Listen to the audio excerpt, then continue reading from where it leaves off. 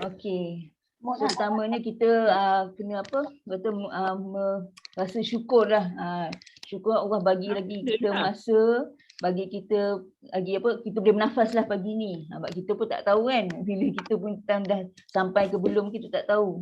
Okay, so kita rasa syukur lah pagi ni kita dah ada kat sini. Walaupun kita secara alam maya ke apa, tapi kita menzahirkan kesyukuran kita bila kita dapat bertemu dekat sini walaupun secara alam maya. Okey, first sekali mesti kena syukur. Syukur sebab kita masih boleh bernafas, dan bila kita boleh nafas tu kita kena minta ampun lah.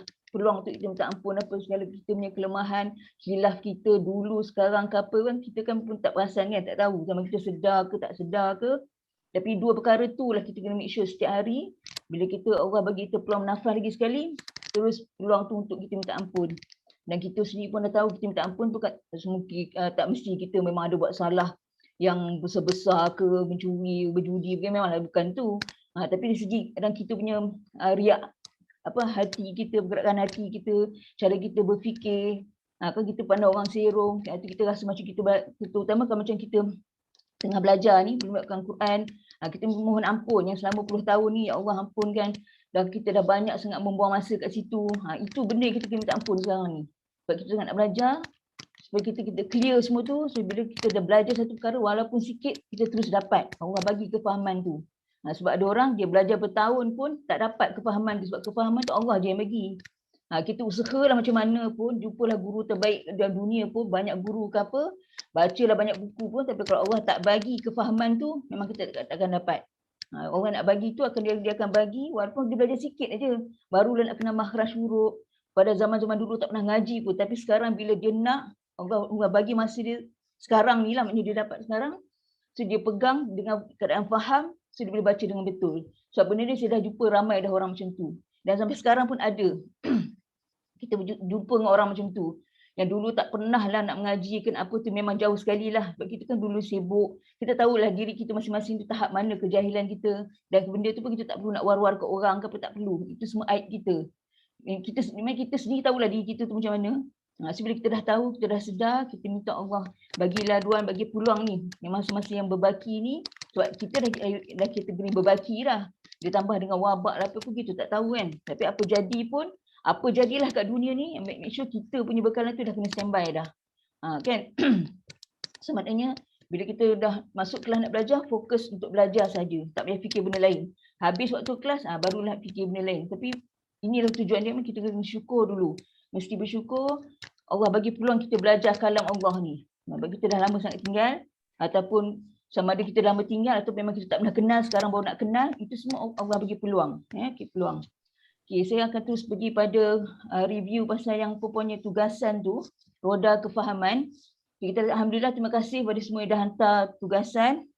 Saya harap semua dah hantar lah, sebab saya dapat report pada Kak Chun. Semua ada yang dah hantar ke, ada yang lewat hantar dan lebih pada waktu pun ada. Okey, tapi apa-apa hal pun, terima kasih kerana anda jujur dengan diri sendiri.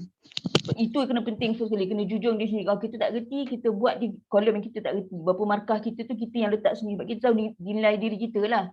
Kita tak perlu orang tunjukkan. Kita sendiri tahu. Selama hari ni, makhraj huruf reti ke tak reti. Masa untuk kategori tafkhim tarkib reti ke tak reti. So kita kena jujur, ikhlas. Tak reti cakap, tulis je lorik pada kategori tak reti. So kalau kita tak reti tapi buat soalan macam reti, sebab kita risau macam nanti kawan kita tengok, oh orang ni rupanya nampak macam dia dah tinggi-tinggi kan level, kalau lorik hingga 10, sebenarnya tu dah kira macam dah hebat kan. So kita rasa macam nanti malu ke orang, kita lorik yang tinggi. Maknanya itu kita menipu diri sendiri. Kalau lorik kita 1, level 1 paling bawah, lorik je lah 1. So kita tahu macam mana kita nak bantu orang yang macam tu. Okay, so hasilnya lebih kurang daripada kita ni jumlah peserta ni 6% tak mencapai tahap tu. Tak mencapai tahap minima. Untuk kategori huruf pun ada yang tak kena huruf. Okay, kan dia ada punya roda tu yang share terus.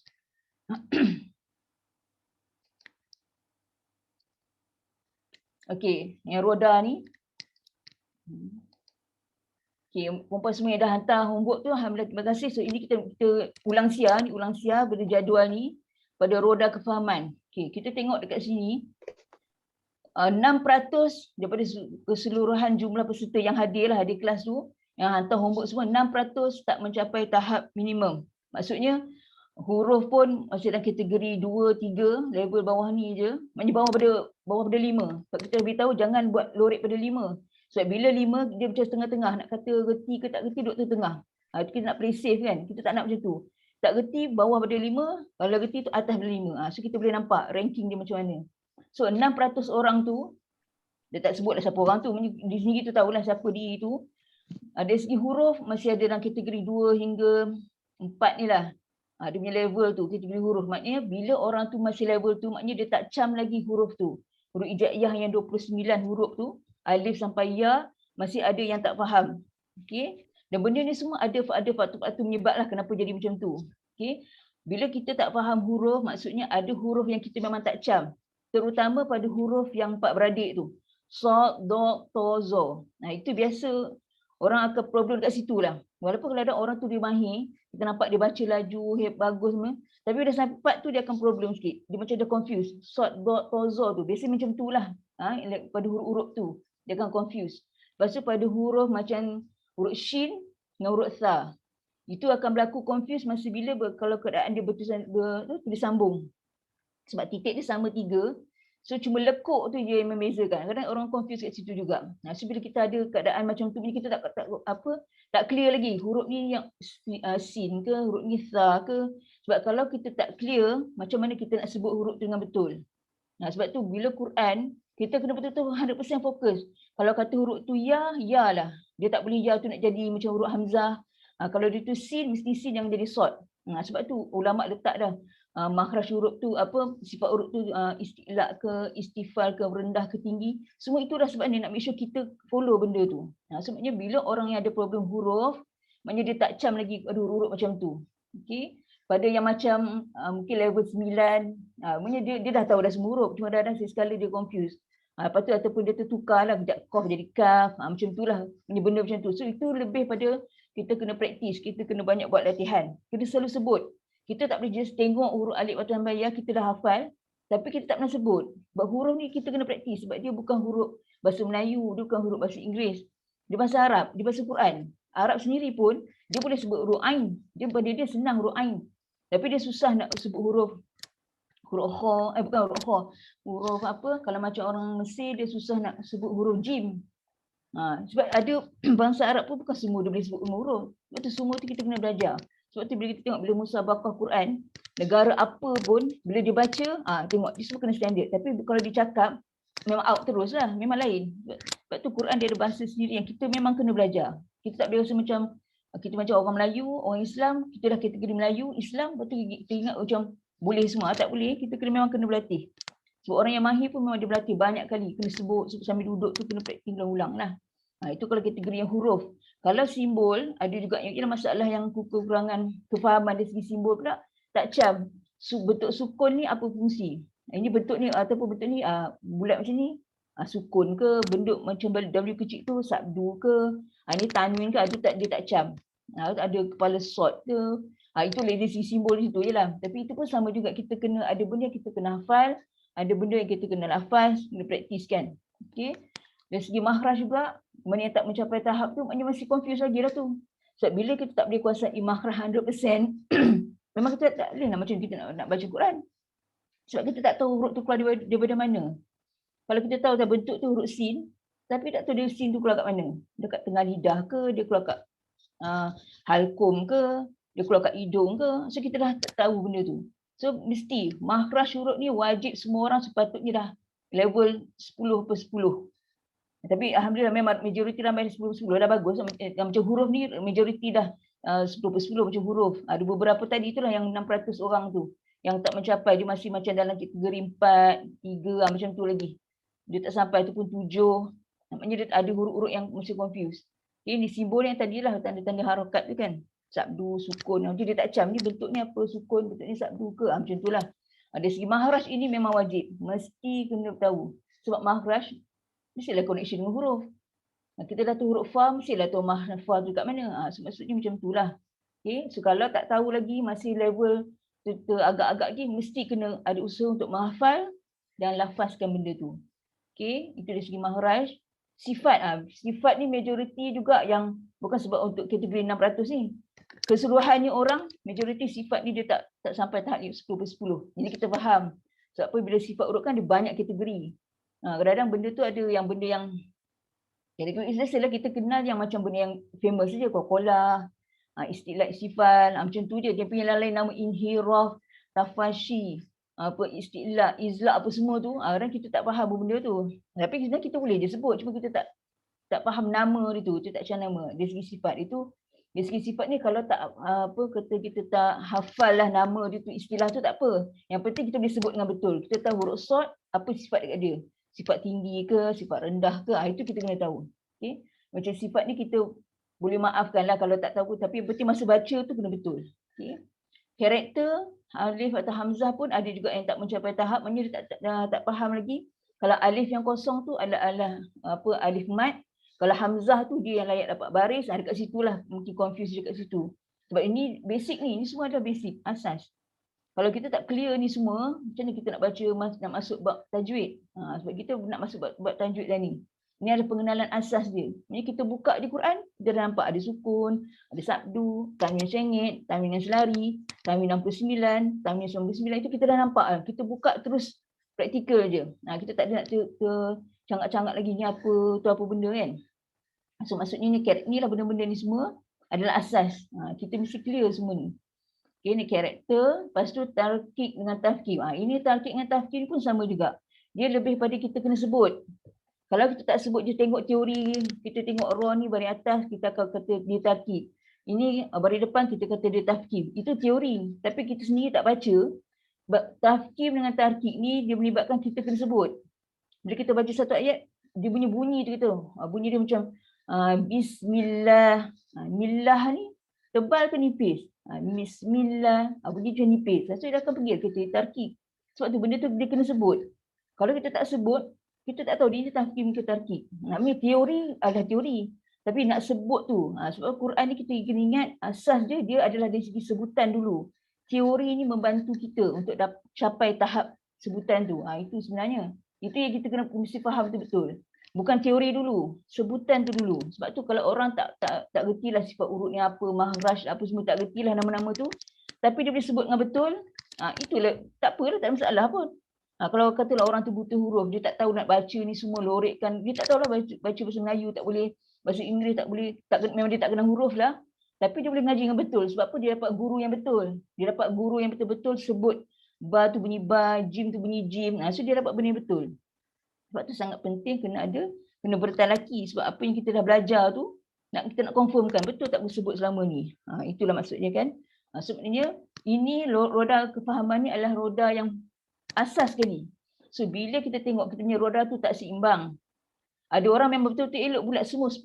Maknanya dia dah confirm, maknanya kalau dia baca tu complete dah, maknanya dia dah faham dah. So bila dia baca pun betul lah, alhamdulillah lah. Sebab apa dia punya kefahaman pun semua dah okey, semua betul-betul 10. So bila orang yang jenis tak menepati kejap 6, kejap 10, kejap 3, dia kan dia bentuk dia jadi macam dia tak jadi bulat.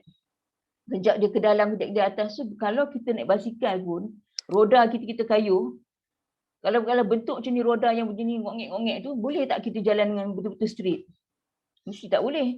Macam kita naik basikal, motor kan ada roda tu, kalau kata tayar pancit, kan mesti dia tak bulat betul. So tapi kita paksa kat diri kita nak kayuh juga basikal. Padahal tayar dah pancit dah tu. So kita akan bawa macam gelong-gelong. Kejap kiri, kejap kanan. Kita tak balance lah sebab kan tayar dah pancit, dia tak betul. Dan kita pula paksa juga kayuh juga basikal tu, nama rim tu akan rosak. Sama lah juga macam ni. Bila roda kefahaman ni, kalau kita tak bulat kita kefahaman, so kita akan baca Quran pun macam tu lah. Kejap betul, kejap tak betul. Itu pula kita kalau jenis ada guru lelaki tak apa, dia boleh betulkan kita kalau kata salah. Tapi jadi kalau tak ada, kita nak buat macam mana? Kita akan rasa kita betul sebab kita tak ada, sebab bila kita rasa kita tak ada guru, kita akan baca secara macam straight je, macam okey tukar muka surat, tambah lagi. Sebab tak ada siapa yang tegur. Kita rasa macam betul lah. Sedangkan kalau perempuan ada guru, satu baris pun belum tentu boleh lepas. Itu kalau guru betul-betul strict lah. Ada setengah guru, dia tak ada terlampau strict sangat. Maksudnya dia bagi peluang dulu. Okey, untuk bagi dia faham makin lama sikit-sikit. Makin lama dia akan makin lebih tegas. Mula-mula tu kita bagi peluang dulu, bagi dalam rasa, bagi feel dulu macam mana nak baca. Sebab benda ni dia tak boleh nak berubah 100% dan tu juga. Dia akan secara berperingkat. Okey. Sebab itu menunjukkan bila mana bila perempuan tengok sendiri perempuan punya roda kefahaman, mana yang jadi ngok-ngek tu, mana dia tak betul-betul 10, perempuan mesti kena baiki. Mana yang area-area yang tak capai 10, mesti kena usaha untuk menghafal, usaha untuk melafazkan. Kena buatlah, kena praktis. Bagi capai semua 10, barulah perempuan tu akan baca dengan betul, dengan flow yang betul. Kalau tak, itulah perumpamaan ni, nama dia roda. So kita mana yang ngok-ngek tu kita kena betulkan. So mana yang nak, macam kita naik basikal motor, kalau pancit mesti kita nak letak angin. Pasang balik, pump balik angin supaya dia bulat balik. Itulah juga sama dengan kita punya kefahaman kita punya kefahaman Quran ni lah, ilmu tajwid ni. Mana yang tak clear lagi, kena clearkan. Mesti upgrade. Jangan kalau kita rasa rendah tu, rendah biar je lah. Tak nak usaha, tak nak apa, so kita takkan dapat roda yang betul-betul bulat. Okay, itu kena faham tu konsep ni. Ini adalah asas. Kalau kita tak clear yang asas, macam mana kita nak belajar lagi yang lebih tinggi lah kan. Sebenarnya Quran tajwid ni tak adalah susah mana pun. Tapi kalau kita betul ikut ini flow. Tapi yang sangat penting, makhraj ni. Makhraj ni sangat penting. Sebab ni dia punya main, dia punya asas. Kalau tak clear ni macam mana kita nak sebut. Okay. So mana yang dah buat tu, tugasannya, alhamdulillah, terima kasih yang buat.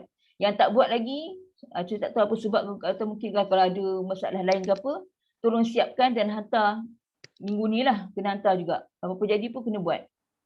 Okay, so kita tengok balik. Kita ni semua ulang siar balik. Ini semua adalah kaitan dengan roda tadi tu lah. Kenapa jadi roda tu ngok-ngek apa semua tu? So, kita tengok balik.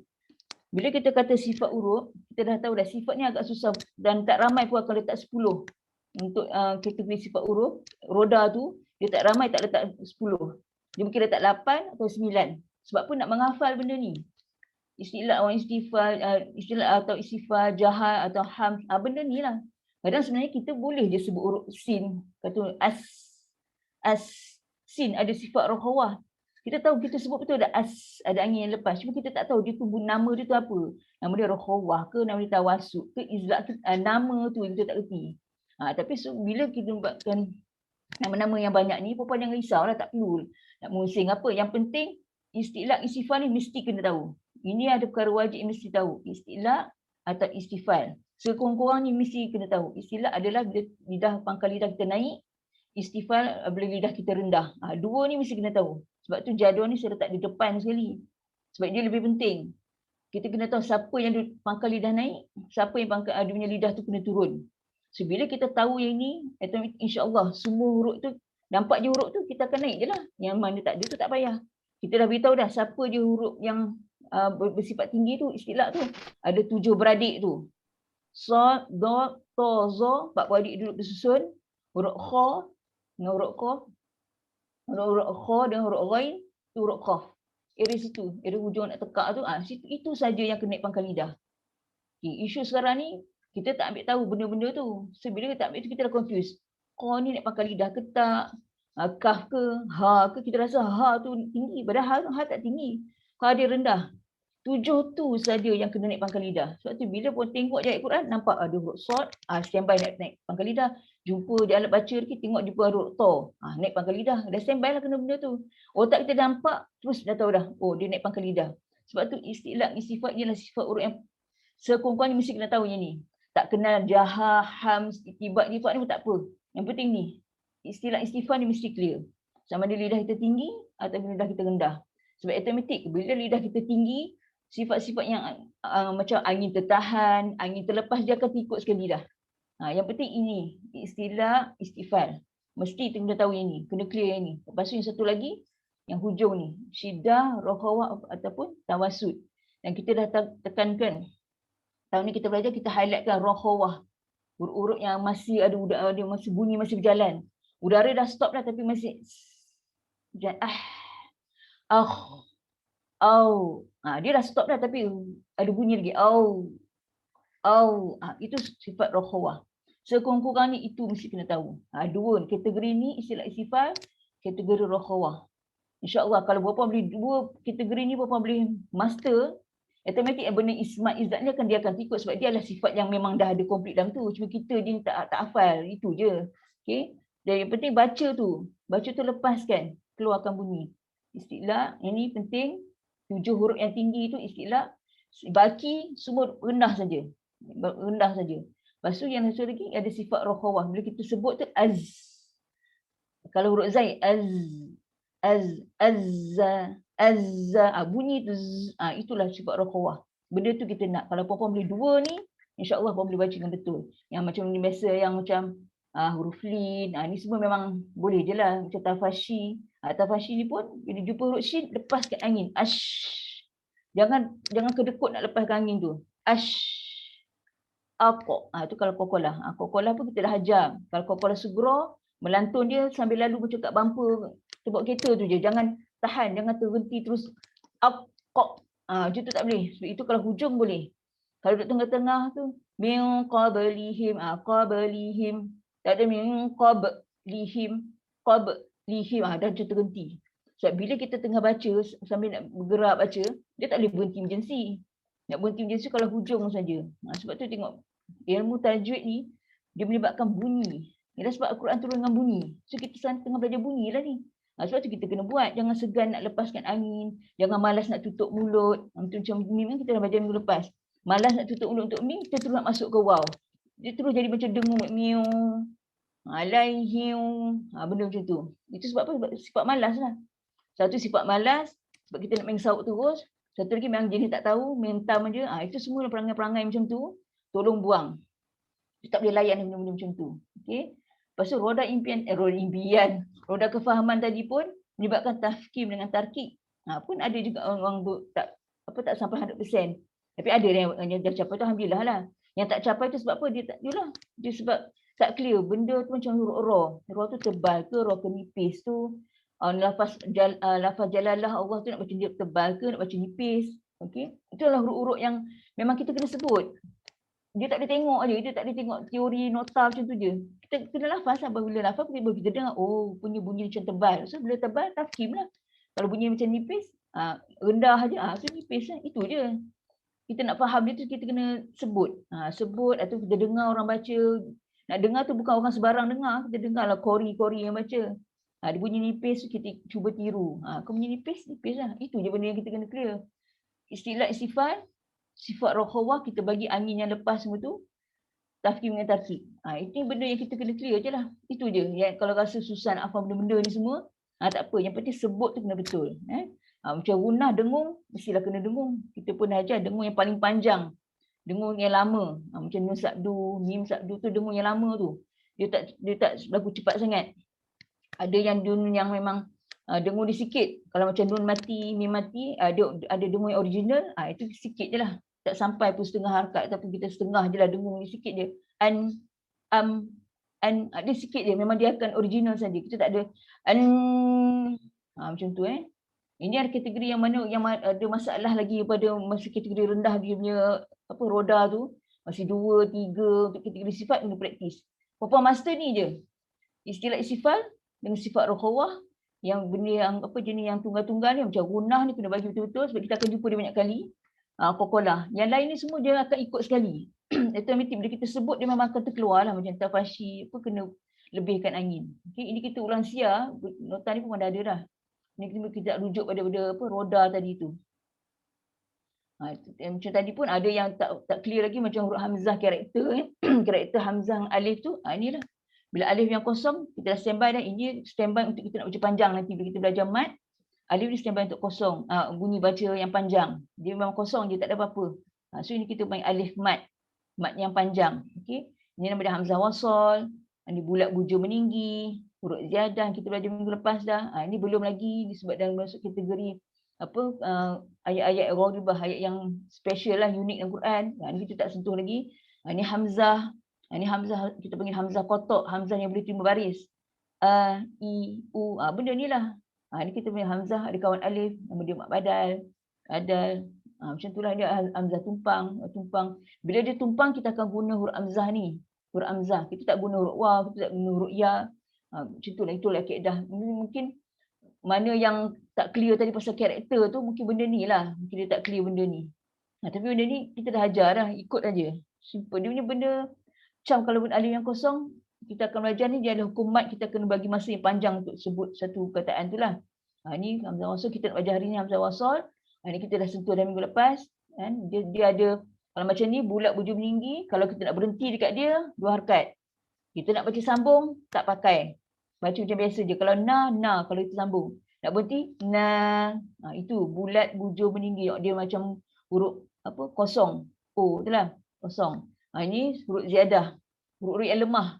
Dia ada atas huruf alif, huruf waw, huruf ya, dia pun tak ada fungsi, tak ada apa-apa. Berhenti ke, sambung ke, dia tak ada apa-apa pun. Dia ada huruf tambahan saja. Ini hamzah, inilah dia baris a, i, u. Okay, inilah. Okay, ini karakter pada mana yang itulah roda tadi tu. Yang mana tak clear tu, inilah mungkin di antara punca-punca dia. Okey, ini pun ulang sia juga minggu lepas. Okey.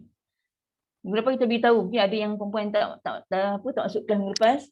Okey, kita nak baca Quran ni, kita mesti ada peraturan yang kita kena ikut.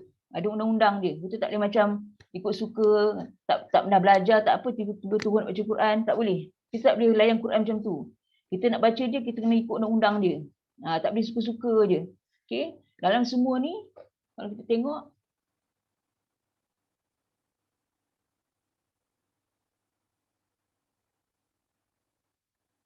dalam semua ni kalau kita tengok, yang mana kita dah belajar, secara asas ni terdapat beberapa tuntutan penting yang mesti disempurnakan oleh seorang pembaca Al-Quran. Macam perempuan ni nak baca Quran macam kita lah, nak baca Quran kan. Okay. So apa yang kita make sure kena clear? Makhraj huruf. Okay, perempuan kita dah belajar lah. Sifat huruf, dah belajar.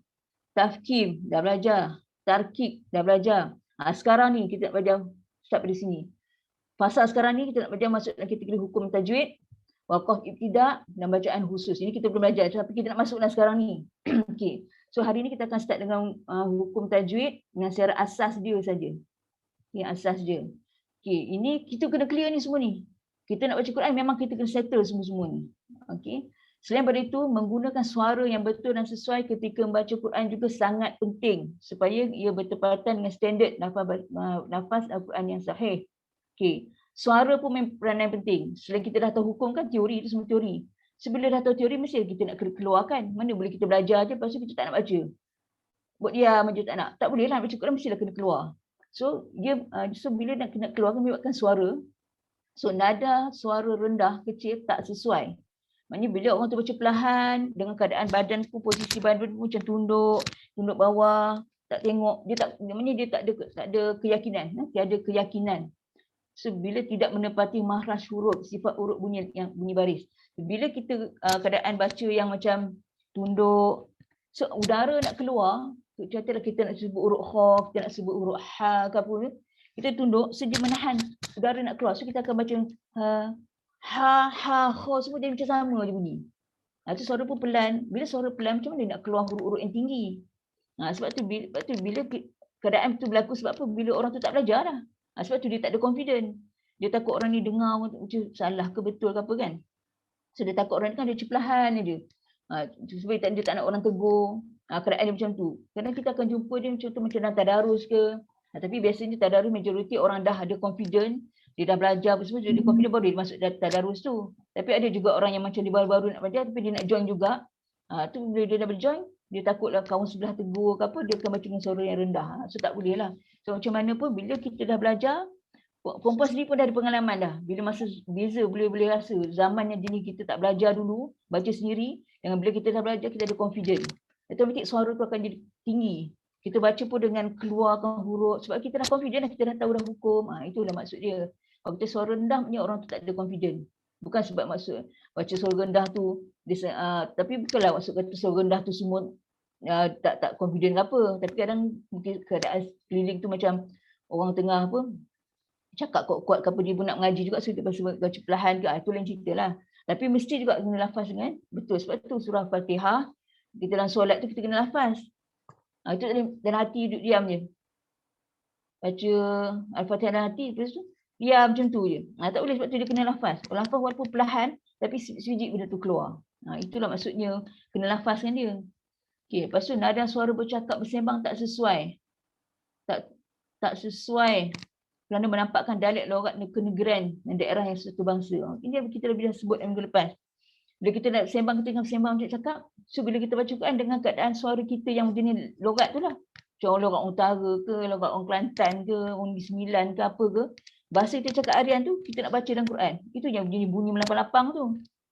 Amma yatasaalun anin nabail azim. Bunyi macam tu. Sebab kita bercakap macam tu, so kita nak baca Quran macam tu. So memang tak boleh lah. So memang tak sesuai. So bila Quran ada bunyi dia. Sebab tu kita kena belajar makhraj, belajar sifat urut supaya kita nakkan bunyi tu lah. Sebab bahasa-bahasa kita tak boleh masuk dalam Quran. Bahasa cakap tak boleh. Lepas tu okey, sekejap. Ini yang barulah, yang slide yang baru. Tadi tu ulang siam punya. Okey, ni kita nak masuk bab tajwid ni, asas dia. Wajib bagi seorang itu mempelajari ilmu tajwid untuk baca Quran. Kenapa? Bagi kita nak baca Quran, wajib belajar ilmu tajwid tu. Kenapa pula? Kerana Al-Quran bukan kalam manusia. Dia adalah kalamullah. Dia adalah wahyu yang diturunkan melalui malaikat Jibril AS kepada baginda Rasulullah SAW. Okey. Sebab itulah kita kena belajar ilmu tajwid. Sebab dia bukan manusia mereka, bukan ulama' ke apa, tak ada.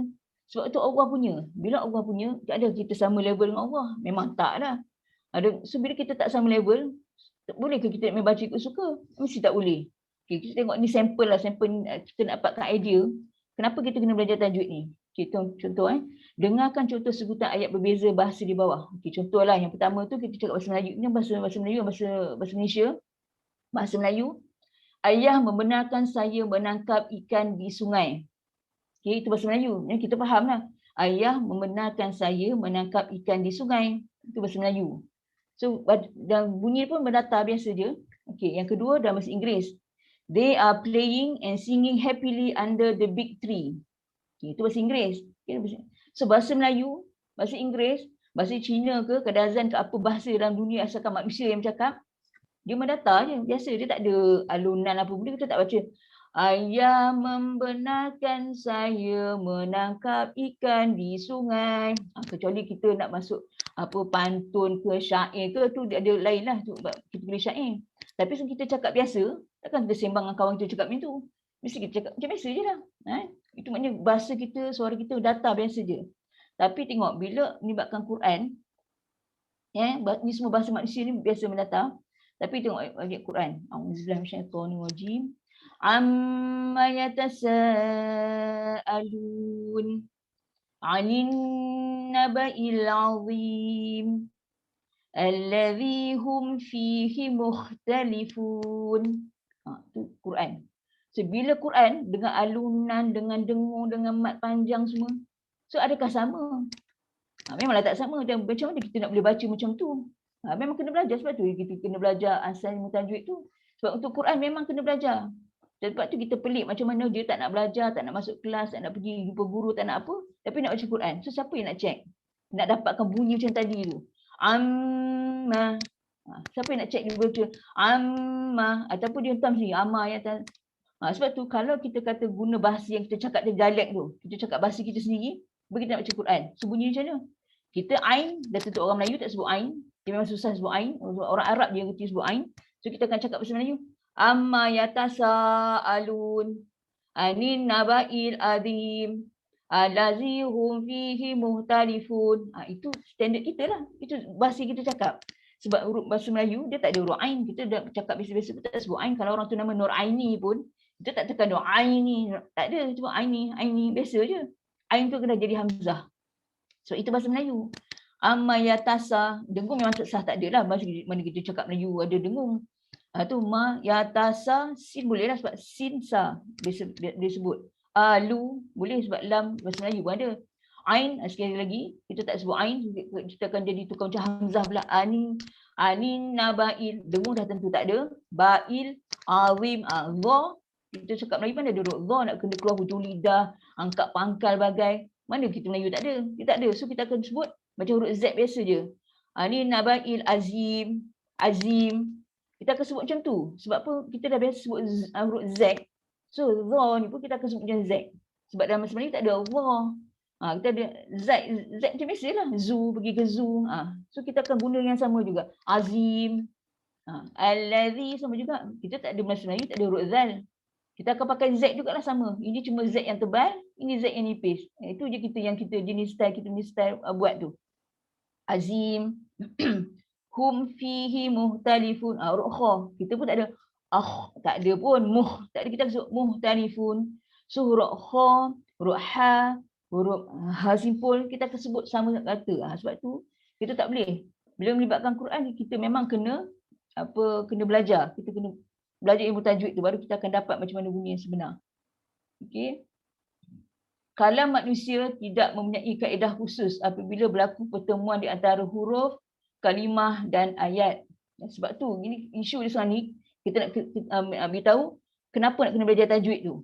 Penting ke tak penting? Okey. Contoh, sebab apa kalam manusia, kita cakap biasa ni, bahasa kita ni tak ada kaedah khusus apabila berlaku pertemuan di antara huruf, kalimah dan ayat. Okey, contohnya tadi ayat sama tadi, ayah membenarkan saya menangkap ikan di sungai.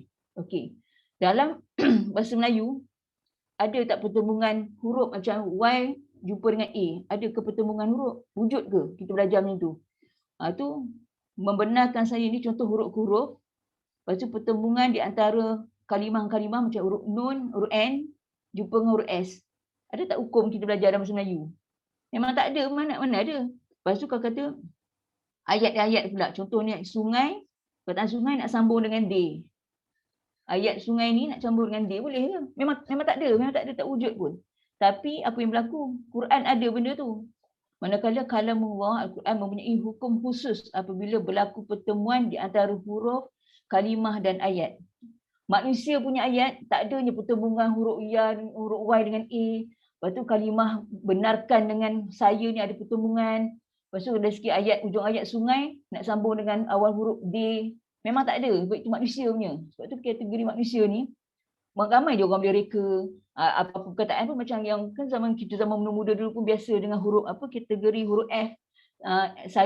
Huruf F ke huruf M tu, safa ya fa, sufu ka fa, mafa kafan, nafas sikfi. Kan benda tu kita reka sendiri. Manusia huruf F lah, kita nak cakap rahsia lah, konon kod rahsia dengan kawan kan, tak nak bagi kawan tahu. Kita cakap bahasa F, kita cakap bahasa M. Itu zaman dulu tu. Itu manusia lah, kita reka. Tapi Quran tak boleh. Quran dah memang sebiji Allah nak kita baca bunyi dia macam tu lah kita kena ikut. Sebab tu nak ikut tu lah kita kena belajar. Sebab tu ulama buatkan teori-teori hukum tajwid bagai tu sebab ni lah nak make sure kita boleh ikut benda tu. Okay, contoh yang tadi lah. Okay, manakala kalamullah Quran ni mempunyai hukum khusus apabila berlaku pertemuan di antara huruf, kalimah dan ayat. Ni sampel saya ambil pada surah Abasa. Pada ayat 14 hingga 18 sebab apa kat sini kita nampaklah hukum yang kita nak boleh tunjuk tu. Contoh ni ayat 14 ni. Ni Quran, bila Quran tengok. Marfu'atim mutahharah. Ini segi bunyilah. Marfu'atim mutahharah. Okay. Bila dengan ayat Quran, tanwin jumpa dengan ba ni ada hukum. Maknanya pertemuan kalimah ni kalimah satu, contoh ni kalimah satu, ni kalimah kedua. So pertemuan tu ada hukum. Ini contoh lah ni yang buatkan Quran tengok. Kalimah-kalimah pun ada hukum dia. Kita tak memang bantai baca dia. Lepas tu kata contoh ayat ni hujung ayat 14 nak sambung dengan awal ayat 15. Ni ayat 14. Ingatkan kita ayat Quran ni ayat dulu. Ayat dulu baru nombor. Bukan nombor dulu. Kita baca ayat dulu baru kita oh ni ayat 14. Baca ni ayat 15. Ingat. Kerana bila tak lelaki tu selalu confuse. Kata baca ayat berapa? Ayat 50. Sedangkan dia baca yang ayat 49 ke apa. Dia bukan nombor. Dia mesti ayat dulu. Baru nombor. Contoh macam ni. Kita nak sambung lah. Ayat hujung ayat 14 dengan awal ayat 15. So kat sini pun ada hukum. Dia bukan main hentam aja. Sebab dalam Quran Rusman ni, format dia daripada surah Al-Fatihah awal tu sampai surah An-Nas boleh sambung semua sampai habis. Format dia penulisan tu boleh sambung. Tapi memang tak adalah manusia yang nafal sepanjang semua tu. Tapi banyak kalau kita berhenti pun boleh sambung. So format penulisan tu boleh disambung-sambung. Dan dia apa melibatkan hukum kalau nak sambung tu dia tak main sambung hentam je. Sama juga. Ni pun kata hujung ayat 15 nak sambung awal ayat 16 pun ada hukum dia kat sini. Sebab tu simbol-simbol ni sangat penting kita dah hajam awal lagi. Kenalkan simbol tu. Ada tanwin sengit, ada tanwin yang straight, 69, 99. Sebab inilah kita nak guna time-time ni lah nanti. Bab ilmu tajwid ni. Ini pertembungan ayat dengan ayat. Ini pertembungan kalimah pula. Ini tu tulis kalimah ni. Ni kalimah pertama, ni kalimah kedua. So bila kita nak sambung baca ni, dia ada hukum dekat sini. Tu Quran dia punya detail. Macam ni, huruf-huruf pula. Satu perkataan, al-insan ni, ada hukum kat sini. Nun mati jumpa huruf sin. Ini pertembungan di antara huruf. huruf nun jumpa dengan huruf sin, huruf. Punyalah detailnya Quran. Sebab tu kalau kita dah detail macam ni, takkan kita tak ada, kita tak belajar. Dia tak ada guru, memang baca je. Sebab tu bila orang baca Quran banyak salah apa semua. Sebab dia ni apa, dia confident baca seorang-seorang je. Dekat dengar YouTube, dengar apa segala kaset apa benda lah. Tapi tak ada orang yang semak dia nak baca pula. Dekat situ kan kita boleh tiru. Tapi kita nak tiru tu siapa yang nak tolong dengarkan. Itu dia isu dekat situ. Okey. So tengok itulah bezanya Al-Quran ada kesinambungan bunyi-bunyi dia kan, di antara huruf dengan huruf, kalimah dengan kalimah, ayat dengan ayat ada bunyi yang berbeza. Sedangkan bahasa manusia ni mana ada. Biasanya ayah membenarkan saya menangkap ikan di sungai. Kita tak ada baca contoh. Kalau kita contohlah kita nak guna apply huruf M tu macam mim. Tu ba. Macam huruf B tu ba. Kita konolah nak apply Quran punya dekat sini. Kita baca macam mana? Ayah, ha untuk ha, H untuk ha, untuk ha. Kita nak dah biasa Quran apa, kita tak boleh nak rumi, kita nak adjust kan. Ayah membenarkan. Kalau kita belajar Quran, mim jumpa dengan ba, ifat syafawi. Tapi Quran ni bahasa rumi mana boleh, tak boleh. So kita tak akan baca bunyi tu. Ayah membenarkan. Macam nun. Contohlah nun N ni nun. S ni macam huruf sin. Ifat hakiki. Membenarkan saya. Ada kita baca tu? Memang tak ada lah. Memang tak boleh pun. Sebab itu Quran saja yang ada. Untuk mendengarnya lunaknya Quran, sedapnya dengung, panjangnya huruf mat. Kenalah belajar ilmu tajwid baru kita boleh baca macam tu. Okey, sebab tu beza kenapa kita nak kena belajar ilmu tajwid. Dan jangan ingat ilmu tajwid ni satu ilmu yang macam lekeh yang macam picisan macam ilmu tajwid bukan susah pun. Jangan cakap susah tak susah. Perempuan yang dah belajar sendiri pun akan tahu susah ke senang ke. Bukan maksud susah. Nak belajar teori senang je. Nak melafaz tu. Ini baru makhraj huruf nak lepaskan sifat rohawah pun masih ramai tak lepas lagi. Nak lepaskan punya as, ash, au. Macam tu benda tu. Pun tak lepas lagi. Sebab tu kena belajar. Okey, ini kita ulang kaji lah. Ini asas kenapa kita nak belajar ilmu tajwid. Sebab hari ni kita nak masuk dah ilmu tajwid ni. Okey. Asas ilmu tajwid. Okey, mat asli dengan mat badal. Ini basicnya, bukan kita tak masuk yang dalam lagi ya. Ini just untuk melepaskan bila perempuan nak baca kalimah yang sampel-sampel pendek-pendek tu, boleh apply lah. So mat asli dengan mat badal. Kita tengok ni. R6 ni kita tengok nota yang kelima sebenarnya. Dia ada kaitan ya. Ini dia punya perincian lah. So tengok kod R6 pada nota 5. Ini dia punya kesinambungan dia dekat pada nota 8 ni. Tapi nota ni kita tak bagi sekarang. Bagi settle habis bab ni dulu. Okay, kenali perbezaan di antara mat asli dan mat badal secara umum. Okay. Apa maksud mat? Dari segi bahasa, tambahan, lebih. Itu maksud mat. Itu huruf mat maksudnya tambahan atau lebih. So setiap kali perempuan nampak hukum tajuk tu, depan dia tulis mat asli, mat badal, mat lin, mat jaiz mufassir, mat wajib mutasi. Mana ada mat nama mat depan tu, standby nak baca panjang. Dia memang akan baca panjang. Cuma panjang tu panjang paling minimum 2 harakat atau paling maksimum itu 6. Itu kita ada kiraan dia nantilah. Tapi maksudnya nampak perkataan mat, standby nak baca panjang. Jangan baca pendek, yang baca 1 harakat. Kalau 1 harakat dia tak sampai lah, itu bukan mat maksudnya. Okay. So maksud dia mat, tambah ataupun lebih. Dari segi bahasa, dari segi istilah, memanjangkan sebutan suara pada huruf mat atau lin sama ada dengan kadar panjang 2 harakat bagi mat asli atau melebihi 2 harakat bagi mat far'i. Mat far'i ni mat cabangan. Okay, mat asli tu ada satu yang original asli, satu lagi dia ada cabang. Yang cabang tu lah mat wajib, mat badal, mat tamkin semua tu kategori masuk dalam kategori mat far'i, mat cabangan. Orang yang mana baru-baru jangan confuse. Benda tu kita akan belajar nanti. Ini just surface saja. Pada yang dah tahu dan belajar bertahun tu memang pun dah tahulah. Tapi walaupun dah tahu, make sure masa baca tu kena baca betul-betul. Okay, apa huruf mat? Huruf mat ada 3 saja. Alif, waw, ya. Dan kita dah tahu huruf alif, waw, ya datang daripada mana? Dia keluar daripada makhraj al-jawf. Kita dah awal dulu. Kita daripada alif, waw, ya datang daripada al-jawf. Sebab apa? Bila dia sebut tak ada sekatan udara pun. Dia terus keluar je. U, I. Itu semua huruf mat. Ingat perempuan dah tahu al-jawf kat mana. Dekat untuk level ni jangan ada alasan tak ingat, lupa apa semua. Perempuan kena usaha juga. Mana yang roda kefahaman tu masih 7, 8 untuk makhraj, usaha bagi dapat 10. Sebab sepatutnya semua orang mesti 10 pada level ni. Kecuali orang yang baru masuk, yang baru nak belajar tu tak apalah. Ada 7, 8, semua tu kita belajar. Tapi mesti ada improvement. Jangan duduk di tahap macam tu lagi. Sebab apa nanti lain kali bila saya keluarkan lagi sekali roda kefahaman, mesti make sure semua dah 10. Tak boleh nak masih sekarang bulan 6, level macam tu, tiba dah katalah bulan 10 nanti keluar lagi sekali roda tu, masih level yang sama. Tu memang something wrong dekat situ.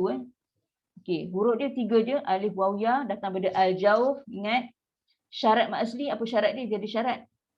Huruf alif sebelumnya mesti baris atas. Huruf waw sebelumnya mesti baris depan. Huruf ya sebelum mesti baris bawah. Okey, contoh kan. Kata alif tu. Alif. Huruf mat alif. So sebelum dia, contohlah kita ambil huruf ba lah. So ba ni mesti baris atas. So kawan dia alif. Kalau macam ba ni baris depan. So dia punya kawan dia mesti huruf waw. Kalau macam ba ni baris bawah, kawan dia mesti huruf ya. Inilah maksud dia. Terdapat huruf alif dan sebelumnya terdapat baris atas. Ni huruf alif, sebelum ni mesti baris atas. Terdapat huruf waw, ni waw, sebelum ni mesti baris depan. Terdapat huruf ya, ni ya, sebelum ni mesti baris bawah. Ini dia syarat. Setiap kali dia jumpa dalam Quran, alif, waw, ya ni dia mesti kosong. Tak ada sukun, tak ada sabdu, tak ada apa bentuk pun tak ada apa simbol. Kosong dia seorang macam tu je. Dan sebelum dia tu ada baris atas. Kalau waw ni baris depan, kalau ya mesti bawah, itu adalah mat asli. So standby lah nak baca dengan kadar 2 harakat. Baca panjang. Baca ba, yang ba, bu, bi. Itu bukan 2 harakat. Itu 1 harakat je. Mesti ba, bu, bi. Maknanya kita lebih lah daripada ba, bu, bi tu mesti ba, bu, bi. Bila orang dengar tu bunyi macam panjang, itu adalah huruf mat. Okey. Simbol huruf mat tidak mempunyai sebarang baris. Maknanya dia kosong je. Alif, waw, ya ni kosong. Tak ada apa-apa. Itu standby lah. Maksudnya huruf mat. Makhraj dia al-jawf. Dia keluar dari sini. Dan kita mesti dah faham lah. Oh patutlah dia tu baca panjang. Sebab apa datang dari al-jawf. U, I. Itu. Perempuan untuk level ni mesti dah kena mahir. Makhraj tu. Okey, ini dia punya pecahan. Mat asli juga dikenali sebagai mat tabi'i. Sama mat asli, mat tabi'i, mat zati, kalau pun jumpa dalam buku tajuk apa-apa pun benda tu sama je. Ini istilah saja. Okey. Yang penting baca tu betul. Okay, dari segi bahasa asli tu maknanya asal lah, asal semula jadi original. Memang original dia bunyi dia macam tu. Okey, panjang.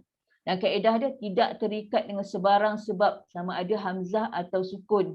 Selain daripada huruf hamzah selain daripada huruf hamzah bertemu dengan huruf mat dalam satu perkataan. Okey, maksudnya huruf hijaiyah semua tu alif sampai ya tu, tolaklah hamzah tu. Hamzah ni seorang tolak di sebelah. Yang lain tu semua masuk dalam kategori mat asli bila dia jumpa dengan alif, waw dengan ya. Nama dia mat asli. Tetap baca dengan 2 harakat. Kalau mat badal, special tu dia untuk hamzah. Sebab hamzah ni ada satu hukum lain yang menyebabkan mat-mat lain tu, yang mat cabangan, yang mat, kita kata mat far'i tu, semua menyebabkan hamzah. Sebabkan dia lah punca segala hukum-hukum yang lain-lain datang tu. Sekarang ni, yang mana bukan hamzah, semua duduk kategori mat asli biasa dia lah. Ini untuk hamzah ni nama dia mat badal. Badal ni maksud dia tukar, ganti, tergantikan. Kaedah dia huruf hamzah bertemu dengan huruf mat dalam satu perkataan. Kadang kita macam ni kan kita tak faham. Tapi sebenarnya simple dia. Semua huruf hijaiyah kecuali hamzah adalah dalam kategori mat asli. Tetap baca 2 harakat dengan kaedah yang sama. Kalau sebelum huruf alif tu ada baris atas, kalau huruf waw sebelum dia baris depan, kalau huruf ya sebelum dia baris bawah. Kaedah syarat yang sama je. Sama, mat badal pun sama. Cuma beza dia huruf dia je. Huruf hamzah.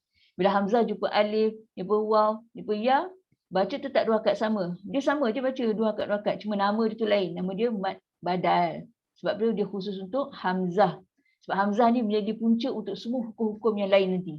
Okay? Ini asas saja.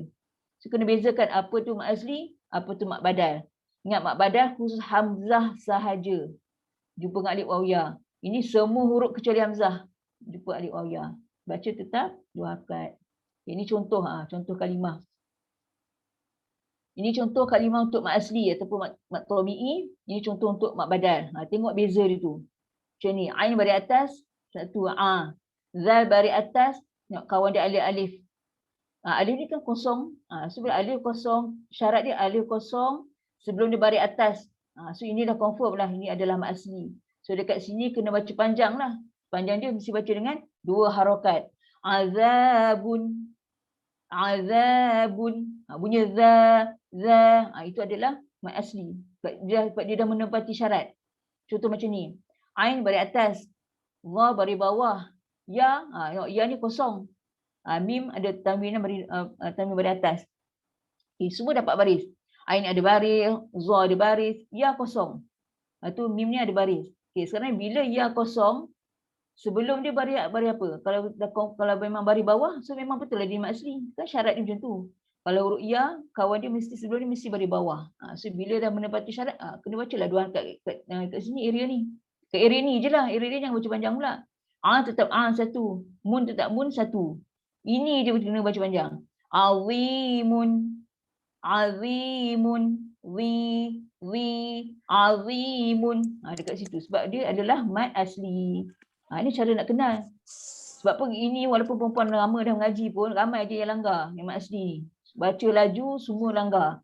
Sebab apa kita kena tahu mat asli ni apa wujudnya Allah jadikan ada mat asli, mat badan ni semua supaya tempoh tu kita sempat ambil nafas, sempat menafaskan sifat dia, sempat nak fikir makhraj dia keluar kat mana. Sebab itu ada tempoh.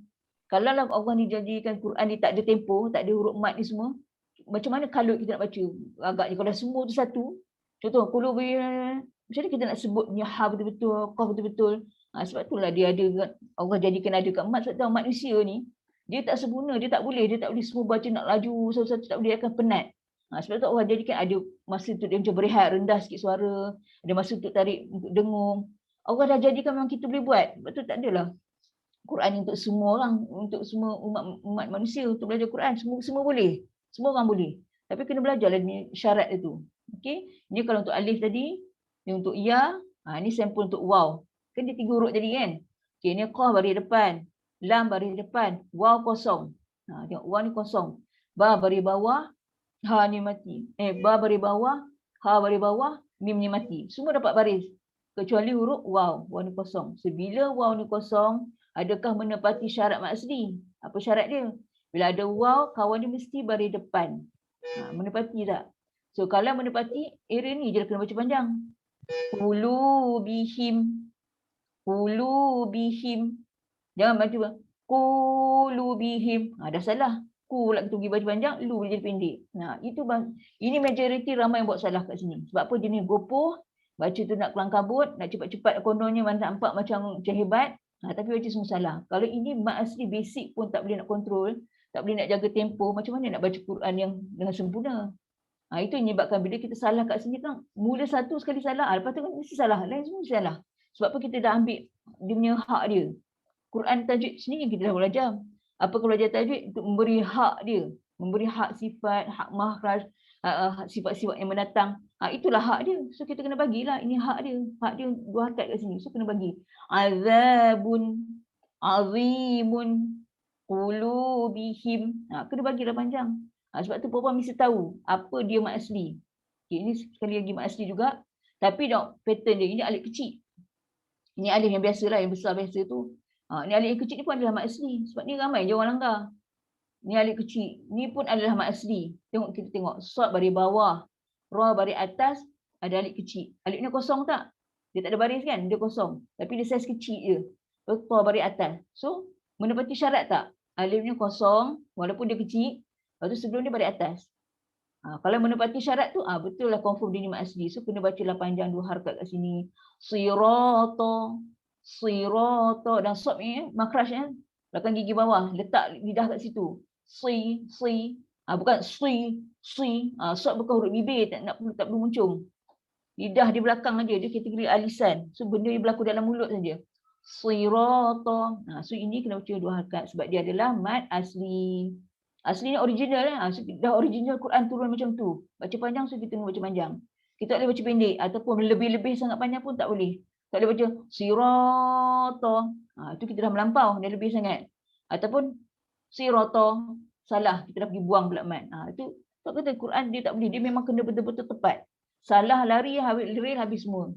Langgar semua habis. Salah. Okey. Ini sampel untuk ya pula.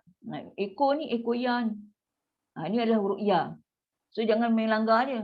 So ni ya baris depan, ha mati, ha pedas ni mati. Ya baris bawah, ini eko ya. Okay. Mendapati syarat tak? Ya ni kosong. Tapi pattern macam ni eko ya. Ya ni kosong. Kawan dia apa? Baris bawah. So bila dah baris bawah, confirm lah. Dia ni melamat asli. So dia lah kena baca panjang. Yuh yi. Yuh yi. Lepas sikit angin. Kita dah boleh sifat. Ha. Yuh yi. So bila kita sebut yuh yi, lembut je. Bila baca kalau yuh yi.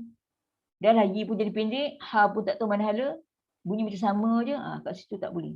Dia dah, perempuan dah belajar ni. Sebab ramai saya dah tengok dah yang ambil inisiatif. Masa tentang lelaki, nampak dia punya baca tu cantik.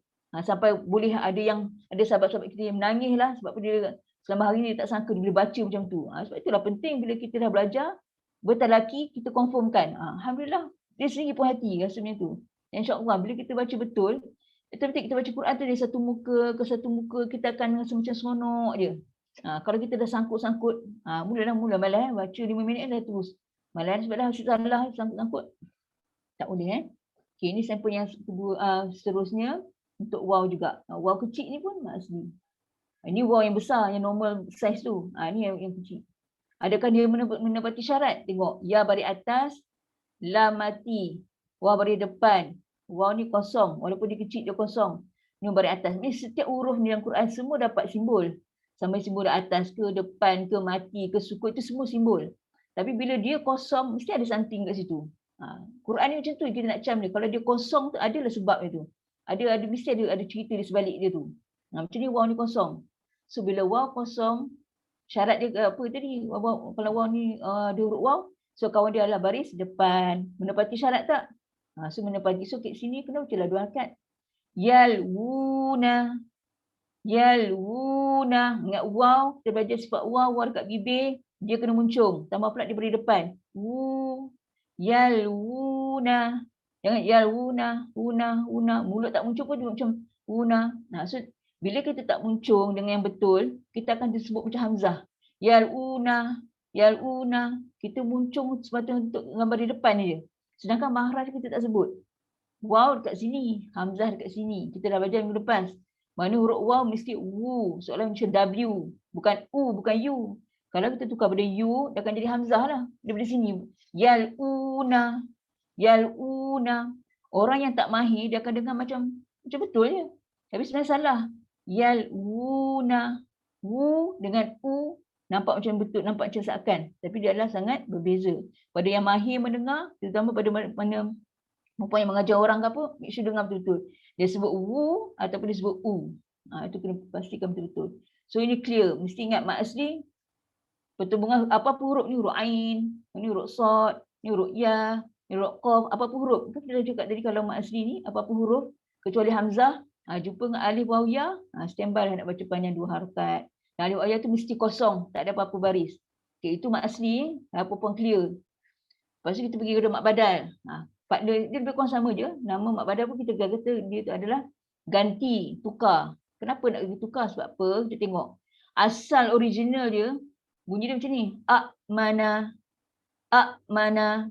Tapi bila sebab orang Arab ni, dia tak suka benda yang tertahan-tahan, yang susah-susah sebut, dia tak nak. Dia tak nak sebut benda berulang-ulang kali. Dia nak sekali jalan je. So bila nak sekali jalan, so dia akan tukar. Hamzah yang pertama ni, dia akan jadikan huruf alif. Kan ni hamzah yang pertama. Okay. Yang hamzah yang kedua ni dia akan tukar, dia ikut huruf mat. Macam sini. So, kenapa dia tukar huruf alif? Sebab apa? Sebab ni kan baris atas. Sama je macam asli tadi fungsi dia. Kalau sebelum ni baris atas, kawan dia alif. Dia tukar. Tapi khusus untuk hamzah je lah. Ni kan hamzah. Kita panggil hamzah kotak kan. Ni hamzah baris atas, hamzah baris bawah, hamzah baris depan. Okay. Orang Arab dia tak boleh sebut mana, ikta'i, uktu. Dia tak suka nak benda dia tak nak. Dia nak benda tu smooth saja. So bila dia tak nak benda macam tu, nak susah nak baca. Kalau dia susah nak baca, kita lagi lah susah. So ulama tukar. Bukan ulama tukar, memang Quran tu dah dibunyikan macam tu. So dia tukar bunyi amana. Dia tukar. Sebabkan di baris depan kawan dia alif lah. Kau macam ni. Ni baris bawah kan i. So hamzah yang kedua dia tukar lah. Sebabkan di bawah, so dia akan tukar jadi ya. Itai. Kan lagi senang sebut. Amanah. Itai. Nah, ni kalau beri depan, ni kan hamzah beri depan. So bila yang kedua ni dia tukarkan daripada huruf waw. Kenapa nak tukar jadi waw? Kenapa tak beri ya ke alif ni? Sebab ni beri depan. Kan syarat dia macam tu. Kalau waw kosong beri depan, kalau waw tu kosong, kawan ni mesti beri depan. Sama je macam mat asli. Fungsi sama je, cuma beza dia ni untuk hamzah. Special untuk dia je hamzah. Ini untuk semua huruf. So kaedah baca sama juga. Utu. Kalau tak tu, iktai, mana. Dia tak suka, dia tak nak macam tu. Dia nak baca mudah. Bila baca mudah, kita kena tukar, jadi bunyi panjang lagi, senang sebut.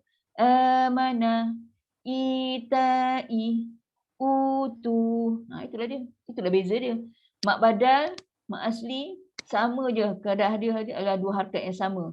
Cuma apa yang lain tu, sebab dia khusus untuk hamzah. Ini untuk semua huruf.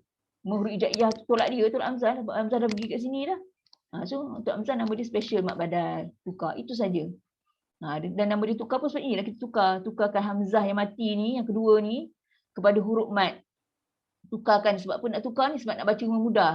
Tak nak sangkut-sangkut. Sebab itulah tujuan dia tukar. Bukan sahaja nak tukar. Memang kita benar baca pun lebih lancar lah. Utu, itai, amanah. Kan biasa je. Macam tu. Okay. Harap perempuan clear di antara mak badal, mak asli dengan mak badal.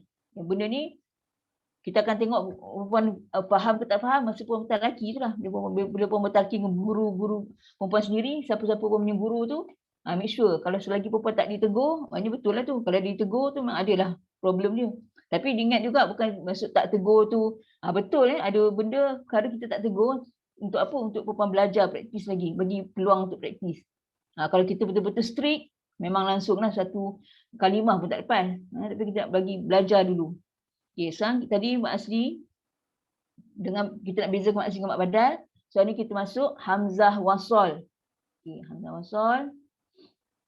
Okay, apa benda hamzah wasol ni? Perempuan dah tahu dah bentuk dia macam mana. Ada macam kepala sot ni. Ni alif. Bentuk alif tadi kan? Ni ada kepala sot. Nama dia hamzah wasol. Kenapa wasol? Dia wasol maksudnya menyambung. Ini kan datang pada kepala sot ni. Potong ekor, tinggallah kepala. Kita dah belajar awal dulu. Fungsi-fungsi bentuk dia kan. So nama dia hamzah wasol. Nak faham hamzah wasol apa pula fungsi dia? Apa pula dia punya kategori ni? Dia ada lam at-ta'rif, berpandukan huruf ketiga, tidak berpandukan huruf ketiga. Ini dalam ni ada bab, ada macam-macam bab lagi dalam ni. Ini ada bab lagi, ini ada bab lagi. Tapi ini dia punya pengenalan. Okay. So hamzah wasol apa dia? Ialah huruf hamzah tambahan yang terdapat pada awal perkataan. Ianya diabaikan jika anda memilih untuk menyambung bacaan. Sambung tu nama dia wasol. Sambung. Wasol dari ayat sebelumnya. Jika anda memilih untuk memulakan bacaan, tidak dari perkataan yang mempunyai hamzah wasol, hendaklah diletakkan baris. Okey. Ni apa cerita pula ni? Okey, ni kita nak cerita pasal hamzah wasol. Hamzah wasol ni lah bentuk kepala sot ni. Okey. Hamzah wasol ni kalau dia duduk kat tengah-tengah perkataan, kita pun nak baca sambung aja, sebab kita nafas pun okey nak baca sambung. So dia tak ada fungsi. Dia tak pakai apa, dia tak ada apa-apa pun. Ada pada tulisan baca tak ada apa-apa. Tapi kalau kita mula bacaan daripada bentuk ni, nak start dengan dia, kita kena letak baris. Nak letak baris tu lah kita akan belajar. Dan dia ada masuk dalam takrif, dia berpandu huruf tiga, yang tak berpandu, semua benda lah. Sebabkan baris tu lah, nak letak baris tu. Sebab letak baris tu tak boleh main sesaja letak. Dan dia pun tak boleh ikut logik akal. Dia adalah melalui talaki musyafahah. Macam mana bunyi sebenar. Dia tak boleh kita macam, ni semua ni mesti baris atas. Tak, ada benda yang kita tak baca dengan baris atas. Sebab apa? Benda di sekitar laki ada sebutan dia lain. Macam itulah maksudnya. Okay. Ini dia punya pembahagian hamzah wasol. Okay, kita tengok first sekali. Kita ambil kategori ni dulu lah, at-ta'rif. Sebab at-ta'rif ni perempuan kita biasa banyak jumpa dalam Quran kan. Kita sentuh dia dululah. Sebab ni pun paling basic. Ini basic je. Bukannya susah menala pun. Okay, at-ta'rif. Okay, at-ta'rif ni, alif lam at-ta'rif ni kita tengok dalam buku Aruf pun ada. At-ta'rif. Dia bagi pada dua. Satu Qamariyah, satu Syamsiah. Nama ni perempuan pun dah familiar dah memang famous dah selalu sebut. Cuma sama ada perempuan faham ke tak faham ke itu je. Tapi memang dah biasa dengar dah. Qamariyah, Syamsiah. Dua kategori kategori Qamariyah, Syamsiah. Kita sebut alif lam al-ta'rif ni maksudnya macam kita bahasa Inggeris tu the lah, the book, the cat, the boy. Maknanya kita khusus pada benda tu, the tu. Macam itulah, maknanya depan tu the. Kalau kita tu all the ball, the ball, the book, kita tahu buku situ lah, buku itu je, bukan buku-buku lain. Maksudnya kalau dalam bahasa Inggeris lah macam tu. At-ta'rif maksudnya the tu. Okey. So dalam bahasa Arab pun adalah al. So bila al tu al-qamariyah ada, al-syamsiyah, alif lam lah, qamariyah, syamsiyah. Okey. Apa benda dalam qamariyah ni? Okey, qamariyah ni dia masuk dalam kategori boleh dipisahkan antara huruf lam dengan perkataan. Okey, kategori qamariyah ni maksud dia qamariyah dia ada alif di kepala sod tu, hamzah wasal tu kawan dengan alif dan tu boleh dipisahkan macam ni. Ni kan dari segi perkataan al-yauma. Ni ada teks nampak al-yauma. So untuk kategori qamariyah dia boleh dipisah. Al satu, yauma satu. So masuk dalam kategori qamariyah sebab dia boleh dipisahkan. Ini segi orang belajar bahasa Arab dia tahu lah nak pisah tak pisah. Tapi untuk kita yang umum ni biasa nak cam tu, nampak dia alif ni pada sod ni kan hamzah wasal, selepas dia ada huruf lam. Lepas tu ada sukun.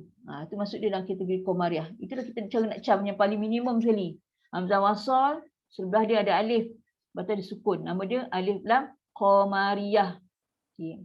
Dan kenapa dia kategori qamariyah? Sebab dia boleh dipisahkan. Al boleh pisah perkataan lain, yauma perkataan lain. Ni sampel lah kan. Sebab dia boleh dipisahkan. Berbanding dengan syamsiyah. Syamsiyah ni tak boleh dipisahkan antara huruf lam dengan perkataan. Okay, macam ni nak tahu syamsiyah? Ni kan hamzah wasal, kawan ni mesti alif. Bila kata alif lam ta'rif ni mesti alif dengan lam je lah. Mesti ni hamzah wasal ada huruf lam. Tapi dia ada sabdu. Macam ni kita nak cakap syamsiyah tu, hamzah wasal ada huruf lam, mesti ada sabdu. Itu kategori syamsiyah. Dan bila kategori syamsiyah tak boleh nak pisah. Dia tak boleh buat macam qamariyah ni al satu, yaum tak boleh. Ini dia memang satu perkataan. Allazina. Kalau kita eja pun diceraikan, ejaan dia tak boleh nak potong. Ni hamzah wasal, lam mati, lam baris, hamzah bawah, ya mati, ni baris atas. Memang di segi tulisan pun dia tak boleh nak cerai macam ni. Al yauma. Ni allazi dah duduk sama-sama lam nak cerai tu. Ni memang tak boleh pun. Kita dah belajar huruf lam kan sabdu kan huruf double. Ni double. Tapi double yang sama lam dengan lam. So, nak cerai macam mana memang tak boleh. Dia dah termasuk sekali. Sebab tu dia masuk dalam kategori syamsiyah. Dan syamsiyah juga ada cabang dia isim mausul. So isim mausul pun masuk dalam kategori syamsiyah lah sebab dia punya pattern sama je. Sebab dia dapat sabdu. Kita akan tengok detail macam mana. Ini dia punya pengenalan. Okey. Sekali lagi ulang. Lam at-ta'rif ni kita sebut alif lam at-ta'rif ataupun dari segi buku lam ta'rif lah, lam tu. Okey. So lam ta'rif ni bagi pada dua. Satu ada qamariyah, satu ada syamsiyah. Okey. Qamariyah ni apa? Qamariyah ni sebab dia boleh dipisah. Huruf lam, hamzah wasal dengan lam ni dia boleh cerai macam ni. Ni asing, ni asing. Sebab kan boleh asing itulah nama dia qamariyah. Yang syamsiyah pula tak boleh asing sebab dia dah sama-sama kan huruf sabdu kan huruf double. So bila dah sama huruf yang sama nak cerai macam mana memang tak boleh, dia memang sekali datang dia dengan dia. So dia masuk dalam kategori syamsiyah. Syamsiyah ni tak boleh cerai. Qamariyah boleh ceraikan. Okey. So isim mausul pun dia masuk dalam syamsiyah sebab kaedah yang sama. Okay, itu perempuan dia kena clear qamariyah dengan syamsiyah, beza. Tengok slide seterusnya. Ini punya penerangan. Kita tengok alif lam qamariyah dulu. Alif lam qamariyah. Ini kita kan bisa sebut alif lam qamariyah. Macam tadi lam ta'rif ni dia punya tajuk besar dia. Dalam tu ada qamariyah, ada syamsiyah. Okey. Ini dia punya khusus. Okay. Alif lam qamariyah. Dinamakan dengan qamariyah kerana huruf lam diumpamakan seperti bulan yang jelas kelihatan di waktu malam di samping bintang. Dikenali juga dengan izhar qamari kerana huruf lam mesti dibaca dengan jelas dan bertanda sukun. Huruf-hurufnya dari makhraj al-haq, al-syafatain, al-lisan dan al-lisan pun sebahagian dia, bukan semua. Al-lisan tu ada sebahagian huruf aja yang masuk dalam kategori qamariyah. Okey. Ini teks dia. Okey, kita terang Kenapa nama dia qamariyah? Sebab huruf lam kita isu dia hamzah wasal kan lepas tu huruf lam. Dia nak cerita pasal huruf lam ni. Sebab huruf lam ni ramai sangat bila orang boleh baca dia main nyambar je pun dia tak sebut dengan jelas. Ataupun dia keluar huruf yang lebih ala macam tu kan. Kan isu huruf lam tu. Sekarang ni kita nak cerita pasal lam ni lah. So lam ni umpama seperti bulan. Kalau untuk kategori qamariyah ni, qamar kan bulan, qamar. So ulama buat cara nak bagi manusia kita ni, tambah pula yang kita dah beritahu dah beratus tahun kita jauh dengan Rasulullah tu dah beribu tahun. Bila dah jauh, Macam mana nak bagi tu kita orang manusia di akhir zaman ni nak faham? So Komariah ni macam bulan. Jadi terjemahan tu Komar kan bulan kan. So huruf lam tu macam bulan. So bila kita macam bulan maksudnya nak sebut huruf lam tu kena bunyi dia jelas. Jelas kelihatan di waktu malam. Macam bulan waktu malam kita nampak bulan, kita nampak bintang-bintang kecuali tak ada awan ke apa, nampaklah clear tu. Tapi bulan nampak betul-betul dapat terang. Sebab tu lam tu kena baca dengan terang, jelas. Lepas tu dia kenali juga izhar Komari. Mana perempuan dah belajar hukum, izhar maksudnya jelas, terang, nyata, tak ada minta tambah apa semua, maksudnya izhar. So kita akan baca dia dengan jelas terang kerana huruf lam mesti dibaca dengan jelas lah. Dan dia pun kita tahu dah, kita dah belajar awal dulu apa fungsi sukun. Nampak sampel sukun maksudnya apa nak buat? Kena sebut dengan jelas lah. Segala sifat dia, segala makhraj dia kena bunyi dengan jelas. Sebab tu nama dia izhar, jelas, terang, nyata, zahirkan. Tu sebab tu alif lam Komariah dia kenali juga sebagai izhar Komari. Kalau perempuan baca buku tajwid kan, jumpa nampak izhar Komari apa benda? Maksudnya alif lam Komariah dah tu. Sama je. Cuma kita tak biasa guna kan. Kita jarang kita asyik guna alif lam Komariah, alif lam Komariah, alif lam Syamsiah. Kita asyik guna tu je. Sebelum jumpa izhar Komari macam apa benda? Sama je. Ini adalah istilah saja. Dari segi standard penggunaan bahasa je lah. Tapi fungsi dia semua sama je. Okay. Dan huruf-hurufnya datang daripada al-haq, syafatain, alisan. Perempuan dah tahu dah siapa apa dia huruf al-haq, apa huruf syafatain, apa dia alisan. Okey, ini kategori ya. Ini kategori huruf Komariah. Siapa dia? Hamzah, ha, ha, ain, kha, ghain. Ini huruf apa ni? Kategori al-haq. Memang saja saya susun macam ni je pun. Senang ingat. Sebab perempuan dah tahu makhraj. So kita nak susun dari hukum pun ikut je dah. Ini huruf ha, hamzah, ha, ha, ain, kha, ghain. Ni semua al-haq. So selepas dia kita kata alisan sebahagian. So yang sebahagian tu huruf qaf dengan huruf kaf. Kan dia pangkal lidah ke depan sikit. Itu sebahagian je untuk alisan. Dua ni je. Yang selebih je, alisan satu lagi yang tengah huruf ya. Ya sebiji. Tengah lidah kan ada huruf ya, huruf jim, huruf shin. Ya saja yang ikut dalam Komariah. Ya saja. Lagi dua tu tak masuk. Lepas tu yang selebih, ada jim. Jim masuk. Ya dengan jim. Dua ni masuk. Yang tengah. So yang tak masuk pun shin. Shin tak masuk. So ini kategori alisan sebahagian. Bukan semua. Alisan kan banyak huruf. Tapi 4 ni je yang masuk dalam kategori Komariah. So perempuan mesti ingat dah lah. 6 kat sini. 2 yang pangkal lidah tu. Qaf dengan kaf area. Tu ke depan sikit. Tengah-tengah lidah tu huruf ya dengan huruf jim. Shin tak ada. Shin tak masuk.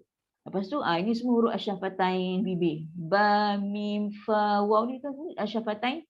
Kat sini. Inilah huruf-huruf Komariah. Sebelum ni kita memang tak tekan pun. Kan kita kata nampak je, nampak sukun, baca dia jelas. Kita tak kisah pun dengan huruf apa dia jumpa. Kan memang kita belajar pun walaupun dalam buku tajuk ada je.